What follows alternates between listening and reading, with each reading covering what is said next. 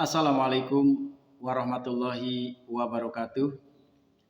Siswa dan siswi yang berbahagia, alhamdulillah hari ini kita bisa bertemu kembali dalam pembelajaran ilmu pengetahuan sosial IPS.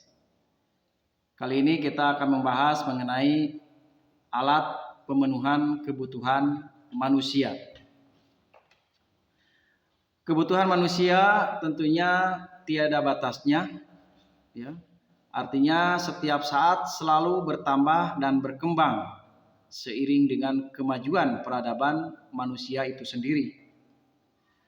Namun alat pemenuhan kebutuhan manusia banyak sekali macamnya, baik yang berupa barang ataupun yang berupa jasa, ya. Baik yang berwujud ataupun yang tidak berwujud. Nah, apa saja alat-alat pemenuhan kebutuhan tersebut? Kita bahas satu persatu. Yang pertama, alat pemenuhan kebutuhan menurut kelangkaannya atau cara memperolehnya. Ya. Bagaimana menurut kelangkaannya? Yang pertama adalah barang ekonomis. Yang kedua adalah barang bebas. Dan yang ketiga adalah barang elit. Ya, elit. Kita bahas satu persatu. Yang pertama adalah barang ekonomis. Suatu barang dikatakan ekonomis jika barang tersebut berguna bagi kebutuhan hidup manusia. Kemudian jumlahnya terbatas dan dapat ditukarkan dengan barang lain. Selain itu juga dapat dimiliki oleh manusia itu sendiri. Di mana barang ekonomis merupakan barang yang cara memperolehnya itu memerlukan pengorbanan, ya. Pengorbanan yang sebanding dengan manfaat dari barang tersebut. Kenapa? Karena barang tersebut jumlahnya terbatas. Apa contohnya? Nah, contoh barang ekonomis itu air. Air di musim kemarau. Ya. Nah, pada saat musim kemarau banyak orang membutuhkan air. Maka air di musim kemarau merupakan barang ekonomis, ya. Di mana untuk mendapatkannya itu atau untuk memperolehnya itu diperlukan biaya, diperlukan tenaga. Nah, ini sebagai pengorbanannya, ya. Pengorbanan untuk mendapatkan air tersebut. Nah, itu disebut dengan barang ekonomis. Yang kedua, barang bebas. Barang bebas yaitu barang yang tersedia di alam bebas, ya, di mana orang bisa mendapatkan secara cuma-cuma, secara gratis. Barang bebas ini bisa disebut juga dengan barang non ekonomi, ya, barang non ekonomis. Kenapa? Karena untuk memperoleh barang ini tidak memerlukan pengorbanan yang cukup berarti. Jadi sangat mudah didapatkan. Walaupun demikian, ya, besar sekali manfaatnya, ya, dalam kehidupan manusia meskipun jumlahnya tidak terbatas atau sangat banyak. Nah, itu disebut dengan barang bebas. Apa contohnya barang bebas?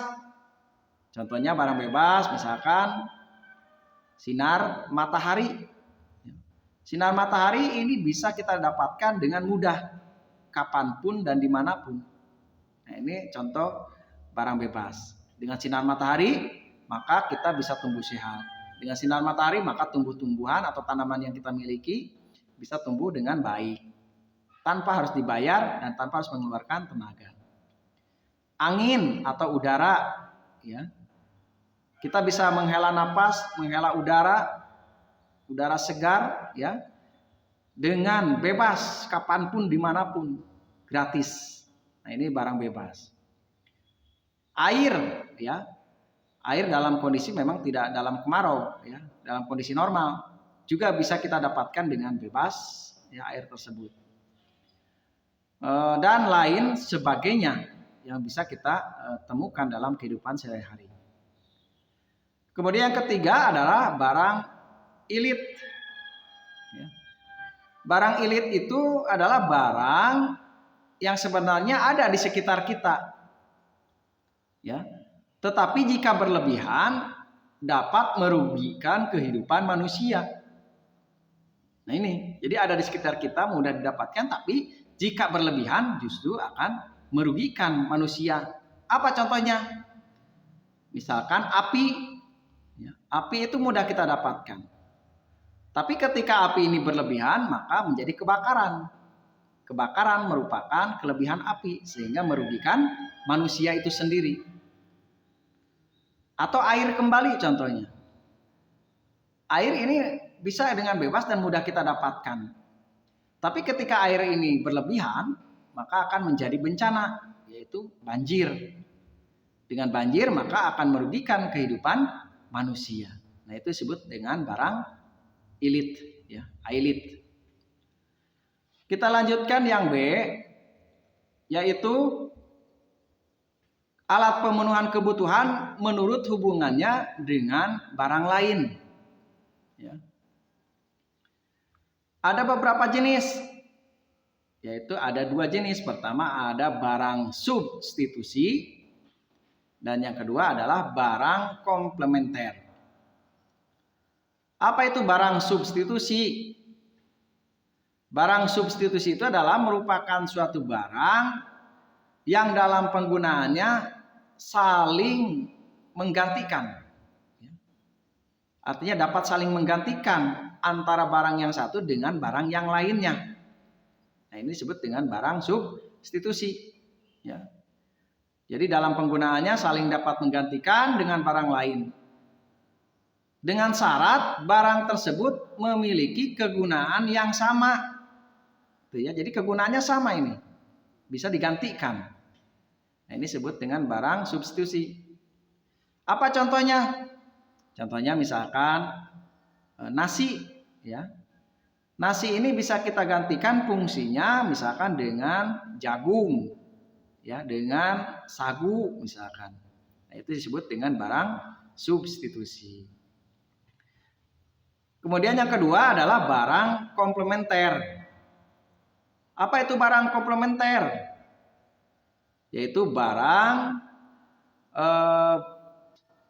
yang penggunaannya itu saling melengkapi, ya. Jadi penggunaannya itu saling melengkapi antara satu barang dengan barang lainnya. Nah, ini disebut dengan barang komplementer. Ya. Itu barang yang penggunaannya saling melengkapi satu sama lain. Kenapa? Karena bila tidak ada salah satunya, maka barang tersebut menjadi kurang bermanfaat, ya. Atau bahkan tidak bermanfaat sama sekali, karena tidak ada salah satunya. Contoh misalkan dalam kehidupan sehari-hari orang minum kopi. Orang minum kopi tidak hanya kopi saja, tetapi ada pemanisnya yaitu gula. Sehingga kopi itu dirasakan nikmatnya, fungsinya menjadi lebih baik. Tetapi ketika orang minum kopi tanpa gula, maka terasa tidak enak, pahit rasanya. Ya. Nah, maka ketika rasa pahit, maka manfaatnya dirasakan kurang oleh si peminum kopi tersebut. Nah, maka antara kopi dengan gula merupakan barang komplementer, yaitu barang yang saling melengkapi. Atau sebuah bangunan, ya, tidak cukup hanya menggunakan semen saja, memerlukan pasir, memerlukan batu dan sebagainya. Nah, saling melengkapi, namanya barang komplementer. Baik siswa dan siswi, kita lanjutkan yang C, yaitu alat pemenuhan kebutuhan menurut tujuan penggunaannya. Ada 2 jenis menurut tujuan penggunaannya. Pertama, barang produksi atau barang modal. Yang kedua, barang konsumsi. Apa itu barang produksi atau barang modal? Barang produksi adalah barang yang digunakan untuk menghasilkan barang lain. Ya. Barang produksi dapat berwujud peralatan atau bahan baku. Nah, ini yang disebut dengan barang produksi atau barang modal. Jadi barang yang digunakan untuk menghasilkan barang yang lainnya. Ya. Apa contohnya? Misalnya kapas, ya. Kapas sebagai bahan baku benang. Nah, kapas merupakan barang produksi untuk dibuatkan menjadi benang. Ya. Atau mesin jahit. Nah, mesin jahit ya dibutuhkan untuk menjahit pakaian dan sebagainya. Atau misalkan gandum. Nah, gandum sebagai bahan pembuat kue misalkan, ya. Maka gandum sebagai barang produksi atau barang modal. Yang kedua adalah barang konsumsi, ya. Apa itu barang konsumsi? Barang konsumsi adalah barang yang dapat langsung dimanfaatkan oleh manusia untuk memenuhi kebutuhan hidupnya. Ya, nah ini disebut dengan barang konsumsi. Jadi barang yang langsung dimanfaatkan, ya, fungsinya itu atau manfaatnya oleh manusia. Apa contohnya? Contohnya misalkan pangan. Ya, pangan itu makanan. Ya. Makanan ini barang konsumsi. Nasi, ya, tahu, tempe, lauk pauk dan sebagainya, sayur mayur dan sebagainya. Ini bisa langsung dimanfaatkan, ya, fungsinya oleh manusia. Sandang, sandang itu pakaian, ya, pakaian, celana, baju, ya, tas, ya, yang digunakan di tubuh kita. Nah, itu namanya sandang. Ini barang konsumsi. Kemudian contoh lain perabotan rumah tangga, ya, itu barang konsumsi. Kemudian kita lanjut yang D, yaitu menurut proses pembuatannya. Alat pemenuhan kebutuhan. Menurut proses pembuatannya, yang pertama adalah barang mentah atau bahan baku. Yang kedua adalah barang setengah jadi. Dan yang ketiga adalah barang jadi. Apa itu barang mentah atau bahan baku? Barang mentah adalah bahan dasar untuk membuat benda pemuas kebutuhan, ya, yang sama sekali belum mengalami proses pengolahan. Nah, ini disebut dengan barang mentah atau bahan baku, ya. Jadi benda yang memang belum mengalami proses pengolahan. Apa contohnya? Misalkan barang tambang hasil bumi, ya. Misalkan batu bara, ya, batu bara dihasilkan belum diolah sama sekali, ya. Nah, itu disebut dengan bahan baku atau barang mentah. Ya, kemudian hasil hutan, misalkan kayu atau rotan. Kayu dalam bentuk gelondongan atau rotan dalam bentuk gelondongan belum mengalami proses apa-apa, namanya barang mentah atau bahan baku. Atau hasil pertanian, misalkan jagung, ya. Jagung belum diolah apa-apa, belum diolah menjadi apapun, masih dalam bentuk jagung utuh, namanya bahan mentah. Atau getah karet, ya, getah karet yang belum diproses, ya, ini disebut dengan bahan mentah atau bahan baku. Kemudian berikutnya yang kedua adalah barang setengah jadi. Ya, apa itu barang setengah jadi? Ya. Barang setengah jadi adalah barang mentah yang masih harus mengalami proses lebih lanjut untuk dapat digunakan. Nah, itu ya. Jadi baru setengah jadi ini, artinya memerlukan proses yang berkelanjutan. Ya. Contohnya apa? Contohnya misalkan tadi benang, ya. Dari kapas jadi benang, maka benang ini barang setengah jadi. Kain, ya, kain juga merupakan barang, bisa menjadi barang setengah jadi. Terigu, misalkan, ya, terigu juga barang setengah jadi. Ya. Mengapa benang? Misalkan benang ini akan dijadikan apa? Misalkan akan dijadikan kain, ya. Kemudian kain akan dijadikan apa? Kain akan dijadikan baju, gitu ya. Atau terigu akan dijadikan apa? Misalkan terigu akan dijadikan bahan dasar kue. Nah, ini disebut barang setengah jadi karena perlu proses yang proses selanjutnya, gitu ya, atau proses kelanjutannya. Kemudian yang ketiga adalah barang jadi. Ya. Apa itu barang jadi? Barang jadi adalah barang yang telah selesai mengalami proses pengolahan. Itu udah selesai, udah beres, ya. Proses pengolahannya udah selesai dan siap untuk dikonsumsi, ya. Jadi barang jadi itu adalah barang yang telah selesai mengalami proses pengolahan dan siap untuk dikonsumsi. Contohnya apa? Misalkan pakaian itu sudah siap pakai, sudah selesai pengolahannya dan siap untuk dipakai. Ya, tas misalkan ya udah selesai diolahnya dari awal sampai akhir menjadi sebuah tas siap digunakan. Atau kendaraan ya, atau televisi dan sebagainya yang siap dipakai disebutnya barang jadi. Kita lanjut yang yaitu menurut wujudnya. Alat pembunuhan kebutuhan manusia menurut wujudnya. Ada dua jenis. Ya, pertama barang berwujud, wujudnya itu. Yang kedua barang tidak berwujud. Apa itu barang berwujud? Nah, barang berwujud ini bersifat konkret. Ya, konkret itu tidak nyata dan dapat dirasakan langsung manfaatnya. Artinya barang tersebut mempunyai sifat ya yang dapat dilihat, dapat diraba, dapat dirasakan oleh panca indera kita. Nah, itu disebut dengan barang berwujud. Jadi terlihat jelas, bisa dirasakan ya. Apa contohnya? Ya, makanan, minuman, pakaian, ya rumah, kendaraan itu barang berwujud, nampak ya, ada. Yang kedua, barang tidak berwujud. Apa itu barang tidak berwujud? Nah, barang tidak berwujud ini merupakan barang yang bersifat abstrak. Abstrak itu tidak nyata, tidak terlihat ya. Disebut juga contohnya adalah jasa gitu ya.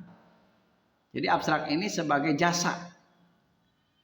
Nah, di mana abstrak ini ciri barangnya itu tidak berwujud, yaitu tidak dapat dilihat, tidak dapat diraba. Tetapi walau demikian dapat dirasakan dengan panca indera. Nah, ini apa contohnya? Contohnya misalkan jasa tadi ya. Jasa konsultan, jasa tenaga kesehatan, misalkan dokter, jasa tenaga pendidikan, guru, dan sebagainya. Itu tidak bisa terlihat, tapi bisa dirasakan. Kemudian yang F, yaitu menurut sifatnya. Alat pemenuhan kebutuhan manusia menurut sifatnya. Ada dua jenis. Yang pertama, menurut sifatnya itu barang bergerak, ya bergerak. Yang kedua, barang tidak bergerak atau barang tetap. Apa itu barang bergerak? Nah, barang bergerak adalah barang yang dapat dipindah-pindahkan tempatnya. Bisa bergeser-geser ya. Bisa digeser. Nah, ini barang yang dapat dipindah-pindahkan tempatnya, barang bergerak. Apa misalnya? Misalnya pakaian nih, ya, pakaian. Kita pakai setelah kotor kita masukkan ke mesin cuci, pindah tempatnya. Kemudian dijemur, pindah ke jemuran tempatnya. Kemudian disetrika, pindah tempatnya. Kemudian dimasukkan ke dalam lemari, pindah tempatnya. Kemudian selain pakaian apa? Selain pakaian misalkan televisi, ya, televisi juga merupakan barang bergerak. Televisi asalnya di tengah rumah atau di ruang tamu, dipindah ke kamar sendiri, nah, pindah televisinya. Atau digeser ya ke dapur misalkan. Nah, itu adalah barang bergerak, ya. Lemari sama, ya, lemari juga bisa digeser, bisa dipindah-pindah tempatnya, dan lain sebagainya. Kemudian yang kedua adalah barang tidak bergerak atau barang tetap. Ya. Apa itu barang tidak bergerak atau barang tetap? Nah, barang tidak bergerak itu adalah barang tersebut diam, ya, diam di tempat, tidak bisa berpindah-pindah, tidak bisa digeser-geser. Ya. Contohnya apa? Contohnya misalkan perumahan atau rumah, ya, kemudian gedung-gedung, ya, gedung sekolah, gedung sarana ibadah, ya, kemudian pabrik. Nah, itu tidak bisa dipindah-pindah bangunannya itu, ya. Selain itu juga bentuk tanah, misalkan sawah, ya, kebun, nah itu tidak bisa dipindah, ya. Atau lahan-lahan pertanian, ya, itu tidak bisa dipindah. Nah, itu disebut dengan barang tidak bergerak atau barang yang tetap, ya. Kemudian berikutnya yang G, yaitu menurut tingkat pemakaiannya. Alat kebutuhan manusia menurut tingkat pemakaiannya. Ada dua jenis. Pertama disebut barangnya itu tahan lama. Yang kedua disebut barangnya itu tidak tahan lama. Nah, yang pertama barang itu tahan lama. Apa itu barang tahan lama? Nah, barang tahan lama adalah barang yang dapat dipergunakan berulang kali. Ya. Jadi digunakan secara terus-menerus. Nah, itu disebut dengan barang tahan lama. Apa contohnya? Misalkan pakaian ya. Pakaian ini ya bisa digunakan berkali-kali ya. Tidak hanya satu kali ya, bisa terus-menerus digunakan ya beberapa kali gitu. Sepatu ya. Nah, sepatu juga sama, barang tahan lama, bisa diganti bisa digunakan beberapa kali. Kemudian perhiasan ya. Perhiasan juga sama ya, bisa digunakan beberapa kali.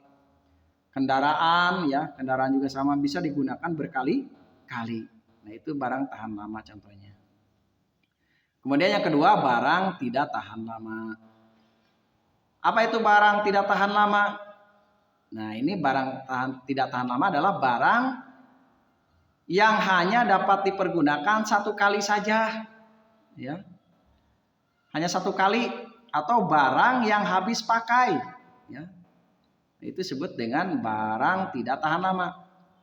Contohnya dalam kehidupan sehari-hari, misalkan makanan, ya kita makan nasi, itu barang tidak tahan lama, habis pakai, ya. Kemudian minuman juga sama, ya ketika kita beli minuman satu botol, diminum udah selesai, nah itu barang tidak tahan lama. Parfum, ya kita semprotkan parfum sampai habis udah selesai, ya tidak tahan lama, hanya beberapa kali saja atau hanya satu kali saja.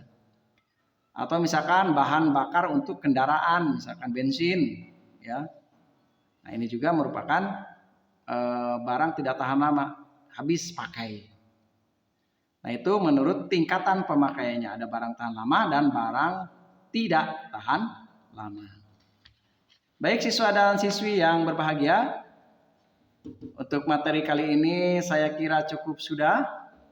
Mudah-mudahan apa yang saya sampaikan ini kalian pahami ya, dan mudah-mudahan bermanfaat. Terima kasih atas perhatiannya. Sampai ketemu lagi pada materi berikutnya. Wassalamualaikum warahmatullahi wabarakatuh.